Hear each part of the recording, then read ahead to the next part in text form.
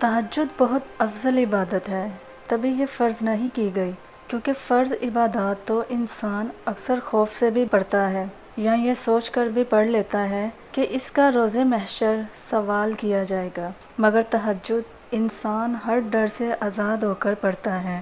اس میں سوال اور جواب کا خوف نہیں ہوتا، نہ یہ سوچا جاتا ہے کہ یہ فرض ہے۔ تہجد عشق کی نماز ہے اور بس یہ سوچ کر پڑھی جاتی ہے کہ آج اللہ سے ملاقات کرنی ہے، آج اللہ سے تب بات کرنی ہے جب سب سو رہے ہوں گے، جب گفتگو کی آواز اور ہچکیاں لیتا ہوا دل کسی کو دکھائی نہیں دے گا۔ جب دل اللہ کی محبت سے بڑھ جاتا ہے تب اللہ انسان کے دل میں اتنی تڑپ پیدا کر دیتا ہے کہ وہ رات کے گپ اندھیرے میں اپنی سکون دہ نیند چھوڑ کر اللہ سے ملنے آتا ہے۔ اور سوچو وہ منظر جب تم اللہ سے ملاقات کے لیے اس کے روبرو جاؤ اور وہ پہلے سے تمہارے انتظار میں ہو تو کیا کیفیت ہوگی۔ سارا جہاں محبت کے رنگوں میں ڈل جائے گا، ہر چیز معجزہ لگے گی اور اللہ کی محبت سے دل یوں پھٹنے لگے گا کہ جیسے سکون سے ابھی جان نکل جائے گی۔ تبھی تو سب سے لاڈلی عبادت ہے یہ، اور اس عبادت تک پہنچ جانے والا اللہ کا سب سے لاڈلا بندہ ہے۔ اور بتاؤ پھر جب لاڈلا فرمائش کرتا ہے تو کیا اس فرمائش کو رد کرنے کی گنجائش باقی رہتی ہے؟ تہجد کو آتے ہیں سارے ہنر اللہ کو منانے والے۔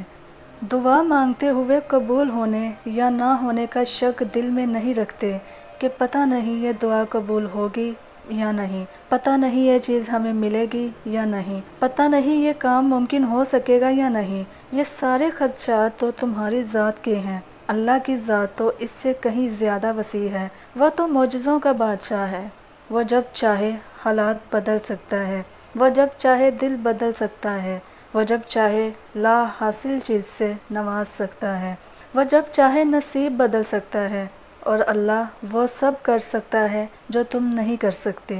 تو جس کی ذات لامحدود ہے اس سے محدود دعائیں کیسی؟ اپنے اعمال دیکھ کر نہیں، اس کی شان دیکھ کر مانگو۔ جس نے تمہیں بنایا ہے اس سے بہتر تمہیں کوئی بھی نہیں سمجھ سکتا، اور یاد رکھو کائنات میں ایسا کچھ بھی نہیں جو ہمارا رب نہیں کر سکتا، کائنات میں ایسا کوئی زخم نہیں جسے اللہ نہیں بھر سکتا۔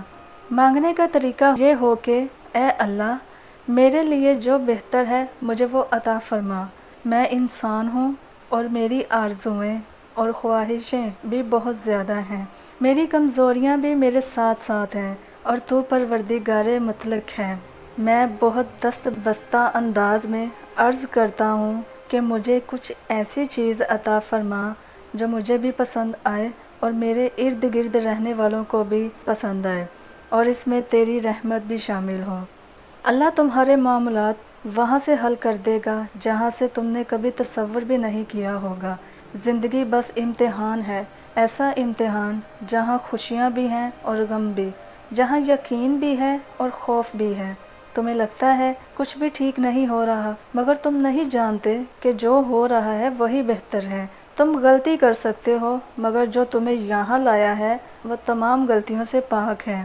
اگر اس نے تم سے بہت کچھ لیا ہے تو بہت کچھ ایسا بھی دیا ہے جس کے تم قابل نہیں تھے۔ وہ تمہیں ایسی مشکل گھڑی میں جہاں تمہیں سب کچھ ناممکن نظر آتا ہے لاتا ہی اس لیے ہے تاکہ تم جان سکو کہ سب کچھ نصیب یا وقت نہیں ہوتا، کچھ چیزیں بس دعاؤں کی محتاج ہوتی ہیں۔ پھر فرق نہیں پڑتا کہ دنیا رکاوٹ بنے یا پھر مقدر۔ جب دعا مخلص دل سے نکلتی ہے تو یہ دعا اس کے حق میں قبول کر لی جاتی ہے یا اس دل کو صبر دے دیا جاتا ہے۔ تمہارا یقین ہی تمہیں زندہ رکھتا ہے، اور جب ساری امیدیں اللہ سے وابستہ کر لی جائیں تو ہار جانے کا ڈر کیسا؟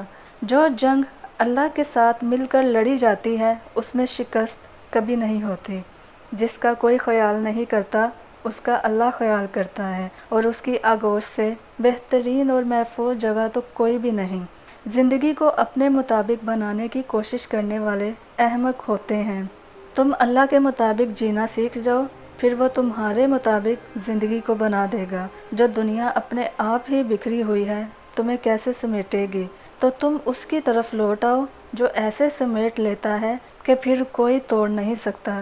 بس وہی ایک تمہارا ہے تو تم بھی اس کے بن جاؤ، جگ تمہارا بن جائے گا۔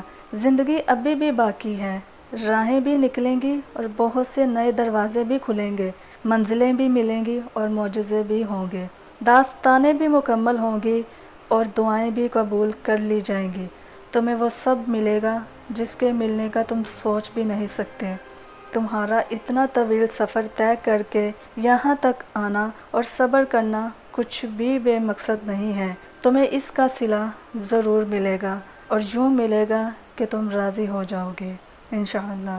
پھر وہ وقت بھی آئے گا جب تم پہ ساری مصلحتوں کی حقیقت کھل جائے گی، جب ہر چیز، ہر امتحان، ہر آزمائش کی سمجھ آنے لگے گی، جب تمہیں صبر عطا کر دیا جائے گا، ایسا صبر جس کے بعد حوصلوں کو زوال نہیں ہوگا، جب تمہیں مکمل جوڑ دیا جائے گا اتنی مضبوطی سے کہ پھر کوئی تمہیں توڑ نہیں سکے گا، جب تمہیں ہر اس چیز سے نواز دیا جائے گا جس کی تم نے چاہت کی تھی، جس کی تڑپ سے تم نے راتوں کو اٹھ اٹھ کر اللہ کو پکارا تھا، جب تمہیں ہر اس آنسو کا صلہ دگنا کر کے دیا جائے گا جو تم نے مسکراہٹ کے پیچھے چھپا لیے تھے، ابھی نہ صحیح مگر ایک دن تمہیں سب سمجھ آ جائے گا کہ کون سی چیز کیوں دور کی گئی اور کون سی چیز کیوں عطا کی گئی۔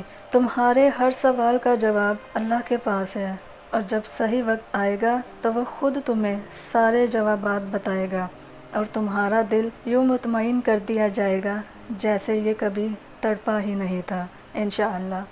دعا ہے کہ اللہ پاک آپ سب کو اپنے حفظ و امان میں رکھے، خیر و عافیت سے رکھے۔ دعاؤں میں یاد رکھیے گا، ہماری ویڈیو کو لائک کیجیے گا، چینل کو سبسکرائب کیجیے گا۔ ملتے ہیں نیکسٹ ویڈیو میں۔ اللہ نگہبان۔